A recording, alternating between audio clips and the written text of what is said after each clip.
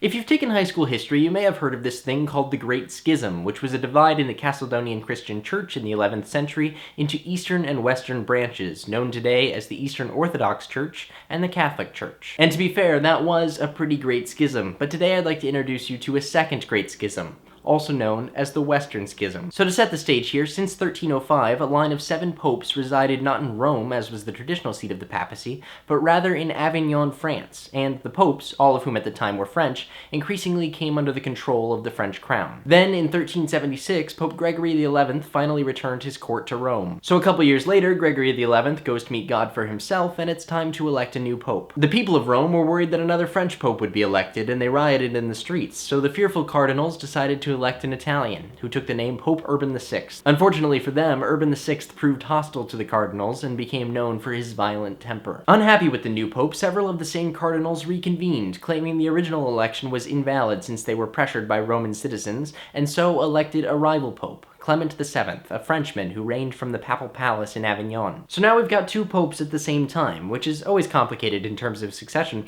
but it's doubly complicated by the fact that this has happened in a religion that believes in papal infallibility.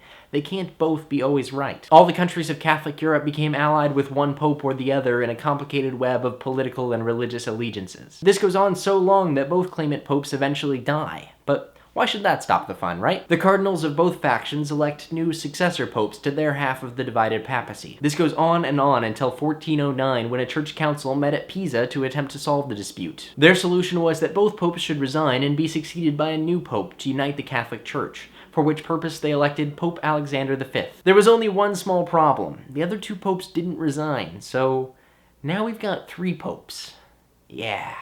This is going well. Finally, in 1414, Alexander V's successor, Pope John XXIII, formed another council to try and solve the issue that was endorsed by the Roman Pope as well, Pope Gregory XII. Both popes agreed to excommunicate the Pope in Avignon, Benedict XIII, and resign, allowing the council to elect one final pope, Pope Martin V, thus ending the schism. Now, what's actually remarkable about this story to me is just how unremarkable this kind of situation was in Europe at the time. In the Middle Ages, just about every country in Europe regularly experienced these kind of messy succession conflicts. They were par for the course in politics. But it just wasn't meant to be that way for the Catholic Church. The Church was meant to be above all that. In the following period, the papacy saw a decrease in power and influence, as people began to distrust a church that seemed much more grounded in earthly squabbles than any kind of heavenly ideal. If there were any true saints during the Western Schism, they weren't to be found in the hierarchy of the Catholic Church. I'll see you next week for more history stories.